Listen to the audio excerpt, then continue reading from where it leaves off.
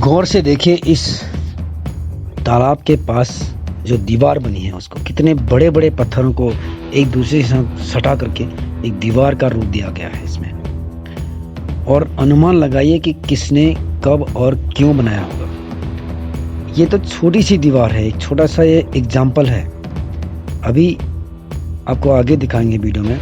एक पूरी इमारत ही बना रखी है, पूरी चिनाई करके इस तरह से इमारत, नदी के एक ओर और दूसरी ओर भी इतनी ही बड़ी इमारत। और इतनी बड़ी दीवार बनाने के बाद ये जो दीवार बनी है इसको छोड़ के फिर दूसरी जगह पर एक और दीवार की शुरुआत की है, वो काफ़ी टॉप तक बना रखी है। आज भी ऐसा लगता है जैसे कि कोई पुराना जर्जर कंडीशन में पहुंचा हुआ कोई मंदिर होगा, ऐसा लगता है। आपने कभी कोई ऐसे मंदिर के बारे में सुना है जिसकी निर्माण में पत्थरों को एक के ऊपर एक रख के, बस जैसे बच्चे खेल करते हैं ना कि ईंट के ऊपर ईंट, ईंट के ऊपर ईंट ऐसे रख के, और मीटरों के हिसाब से ऊंचा मंदिर बना दिया गया हो? जी हाँ, आप जो स्क्रीन पे मंदिर देख रहे हैं ये मंदिर है मध्य प्रदेश में। ककनमठ नाथ मंदिर बोलते हैं इसको। और इसके बारे में कहा जाता है कि इसको एक ही रात में पत्थरों को एक के ऊपर एक, आड़े तिरछे, कोई भी बड़े छोटे छोटे के ऊपर बड़ा भारी पत्थर इस तरह से रख करके भूतों ने इसको निर्माण कर रखा है। महादेव जी का ये मंदिर है। और चूँकि महादेव जी के गण हैं भूत, और उन्होंने उनके लिए ये मंदिर बनाया है, इस तरह की मान्यता है। और काफ़ी इंटरेस्टिंग मंदिर है। अगर आपने इसको कभी सुना हो या ना सुना हो, कभी जाने का मौका मिला तो देखिएगा। इसमें ये अब गिरता है तब गिरता है कि कंडीशन में है ये मंदिर। आप देख सकते हैं इसकी दीवार, ये पत्थर बिल्कुल गिरने की कंडीशन में है। तो लेकिन ये सदियों से कब बनाया ये कोई पता नहीं, ऐसे कोई प्रमाण नहीं है। और सदियों से ऐसे के ऐसे खड़ा है, मजबूत तरीके से एकदम खड़ा है। और जिस तरह से इसके आसपास में टूट फूट है मंदिर के पार्ट्स में या दूसरी चीज़ों में, यह भी स्पष्ट नहीं है कि ये किसी आक्रमण का निशाना बने हैं या फिर मंदिर के चारों ओर आप देख सकते हैं कुछ फोटोग्राफ्स में ये कुछ पत्थर बहुत सारे बिखरे पड़े हैं, मूर्तियाँ आधी अधूरी बनी हुई, जैसे कि काम अब चलता ही छोड़ दिया गया था। जी हाँ, सुबह होते होते ये काम अधूरा ही छोड़ दिया था। लेकिन इसका जो बेस है उसको बहुत मन लगा के बनाया गया है। अगर आप इसको गौर से देखेंगे तो इसका जो अधिष्ठान है या दूसरी चीज़ें जो होती हैं जिसके ऊपर मंदिर स्थापित होता है, वो बहुत ही अच्छी तरीके से इसको बनाया गया है। और मंदिर में अभी भी जो पत्थर बिखरे पड़े हैं, अगर कोई उठाता है उसको, कई बार पुरातत्व विभाग या दूसरे लोगों ने या जो उसके व्यवस्थापक मंडली है उन लोगों ने इसको संवारने का कोशिश किया, लेकिन पत्थर उठाते ही मंदिर में भूकंप सा आ जाता है और मंदिर पूरा हिलने लगता है, गड़गड़ाहट की आवाज़ होने लगती है। लेकिन मंदिर गिरता नहीं है। कितने ही बड़े भूकंप अभी तक झेले हैं इसने, तूफान झेले हैं, बिल्कुल नहीं गिरता है। और मंदिर के निर्माण में छोटे छोटे पत्थर, बड़े पत्थर जो भी हाथ पड़े हैं एक के ऊपर एक रखे हैं, इस तरह से ऐसा प्रतीत होता है कि जैसे मंत्रों से इसको बांधा गया हो। तो इस तरह का बड़ा ही आश्चर्यजनक ये मंदिर है, इसको आप ज़रूर विजिट करिएगा, मध्य प्रदेश में है। और ठीक इसी तरह की एक आकृति यहाँ पर भी दिखाई दे रही है। कौन जानता है, हो सकता है कि महाबली भीम ने इसमें मंदिर का ही निर्माण किया गया हो, मंदिर का निर्माण किया हो। और काफ़ी हज़ारों साल पहले और अभी के समय में भूकंप है, पानी के थपेड़ हैं, उससे जर्जर कंडीशन में पहुंच गया हो। लग तो रहा है मंदिर का सा, और ये भी एक स्टडी का विषय है, शोध का विषय है। आपको भी इसको देख के अपने विचार इसमें रखने चाहिए।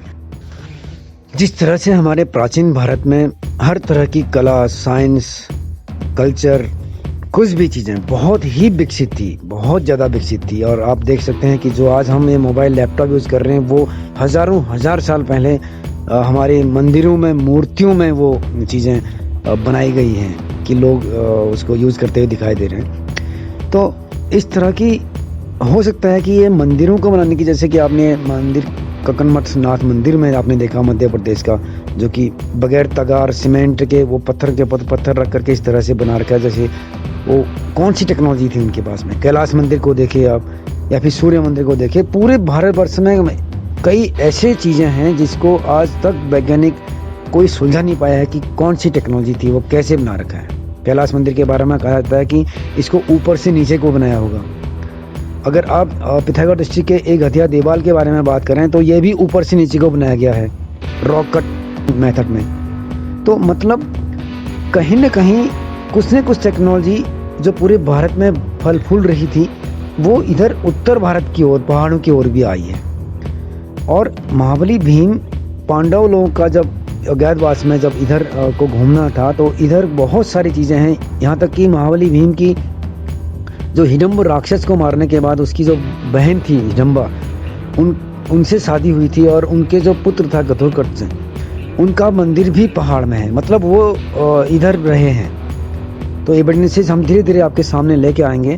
फिलहाल अगर हम एलियन टेक्निक बोलते हैं, मंदिरों को बनाने की टेक्निक है, उसको समझ नहीं पाए हैं तो उसको एलियन नाम दे दिया है। ये सारे इनसे जुड़े हुए जो दस्तावेज थे वो इतिहास में कहीं लुप्त हो गए, चोर दे गए, नष्ट कर दे गए या फिर कहीं छुपा दे गए हैं। और ऐसा माना जाता है कि कहीं न कहीं हिमालय की गोद में, गुफाओं में, कंदराओं में इस तरह के कुछ न कुछ दस्तावेज ज़रूर आज भी इंतज़ार कर रहे हैं कि उनको कभी सामने लाया जाएगा, और वो ज़रूर सामने आएंगे। हम इस मिशन पे हैं। जल्दी ही कुछ न कुछ दस्तावेज हमारे पास होंगे और हम आपके सामने उसको रूबरू करेंगे, दुनिया के सामने लाएंगे। और एक दिन और फिर से भारतवर्ष पूरी दुनिया में विश्व गुरु, जगत गुरु बनेगा और फिर से हमारी टेक्नोलॉजी पूरी दुनिया में फैलेगी और फिर से हम एक बार सोने की चिड़िया बनेंगे। और हम वैसे शूट करने आए हैं आज महाबली भीम के द्वारा बनाए गए पुल और उसके बेस बनाने और दीवार बनाने, वो चीज़ें हम आपको दिखाने के एविडेंस आपको इसलिए आए हैं। एक भीमशिला के बारे में काफ़ी सुना हुआ था, जिसको कि महाबली भीम इन दो चट्टानों के बीच में रखना था उसने, उसको पुल के लिए। लेकिन आज वो पत्थर बहुत तलाशने के बाद भी दिखाई नहीं दिया। और उसके बाद जब हम शाम को जाके लोगों से पूछताछ की तो मालूम चला कि उसको तोड़ दिया गया था।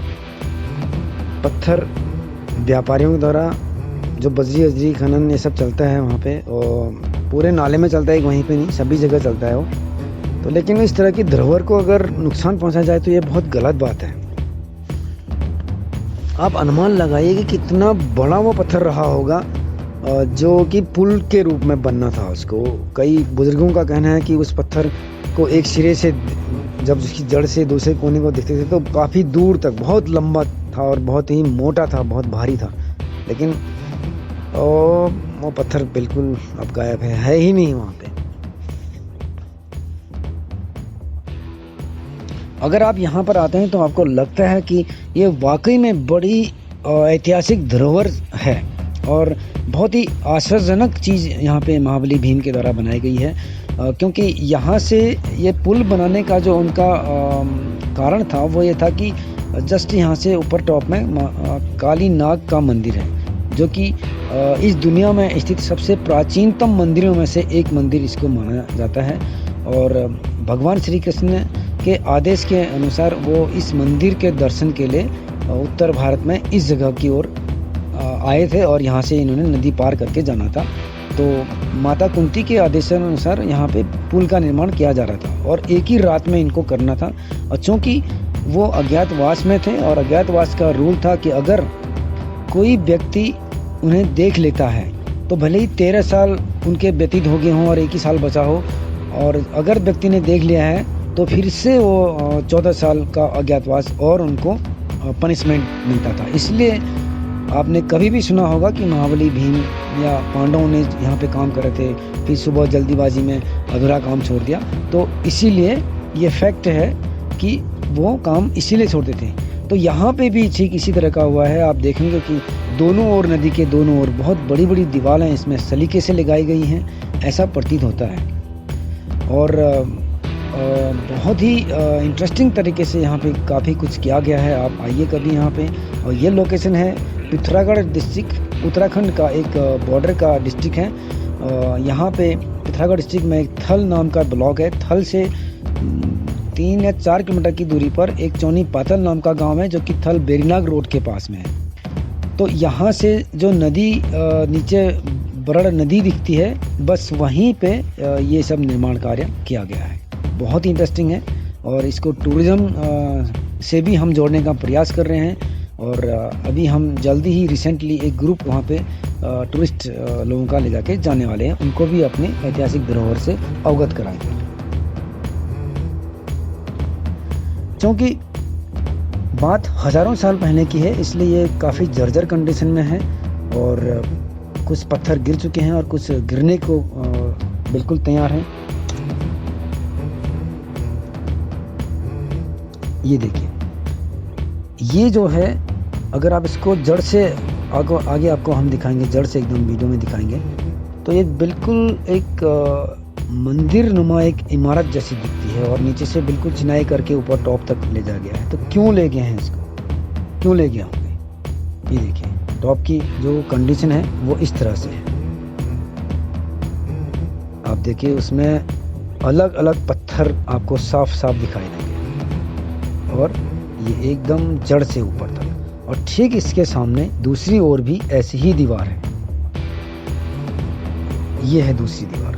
दूसरी दीवार का इस तरह से है और आप गौर से देखें कितना बड़ा एरिया में सब कुछ है। बहुत बड़े एरिया में बनाया गया है। तो मान्यताओं के अनुसार इस पॉइंट पे यहाँ से उस पॉइंट तक एक बड़ा सा लंबा पत्थर रखा जाना था, जिससे कि पुल पूरा हो जाता है। बात उसमें की है जब ये पांडव लोग अज्ञातवास में घूम रहे थे, लगभग 4-5 हज़ार साल पहले की बात है। और उसमें यहाँ कोई न बस्ती थी न कुछ था, सिर्फ जंगल थे और एक नदी थी। नदी का काफ़ी रौद्र रूप रहा होगा। तो पांडवों ने इसको मंदिर जाने के लिए, एक्चुअली ऊपर कालीनाग जी का मंदिर है, वहाँ के लिए एक पुल बनाने का प्लान किया था। लेकिन सुबह होते होते इनका काम पूरा नहीं हुआ था और ये सब अधूरा काम ही छोड़ के वहाँ से चले गए थे। तो ये सारी चीज़ें आपको आज भी दिखाई दे सकती हैं वहाँ पे। उम्मीद है आपको ये मैटर बहुत पसंद आ रहा होगा। और जो ये आपकी स्क्रीन में अभी एक टॉप दिखाई दे रहा है, हिमालय के जस्ट आगे नालियाँ जैसी दिख रही हैं, यही है कालीनाग का वो पवित्र पहाड़। इसके बारे में हम बहुत जल्दी ही आपके पास एक पूरी जानकारी लेके आ रहे हैं। यहाँ पर जब पुल अधूरा छोड़ के चले गए थे ये लोग, तो पांडव लोग सीधे मंदिर में ही गए थे और उन्होंने वहाँ पे काफ़ी अपने फुटप्रिंट्स छोड़े हैं। वो भी हम आपको दिखाएंगे क्या क्या उन्होंने कारनामे वहाँ पे किए हुए हैं। और आगे अगर आपको इंटरेस्ट आ रहा है तो आप एक काम और करना, भीम के ऊपर एक वीडियो मेरा पहले पड़ा हुआ है, भीम की पूरियाँ, उसको ज़रूर देखना। और चैनल को सब्सक्राइब नहीं किया है अगर, तो आप सब्सक्राइब ज़रूर कर लीजिए। कमेंट, शेयर, लाइक, जो भी होती हैं फॉर्मेलिटीज़ वो ज़रूर कर लीजिए। और आपका बहुत बहुत धन्यवाद। मिलते हैं जल्दी किसी अगले एक अच्छी स्टोरी के साथ में। नमस्कार। चलते चलते आपको एक और इन्फॉर्मेशन देनी है। चौनी पातल में कुछ युवा लड़के हैं जिनको आप गाइड के रूप में आप ले सकते हैं वहाँ पे, जो कि आपको डिटेल से चीज़ें दिखाएंगे।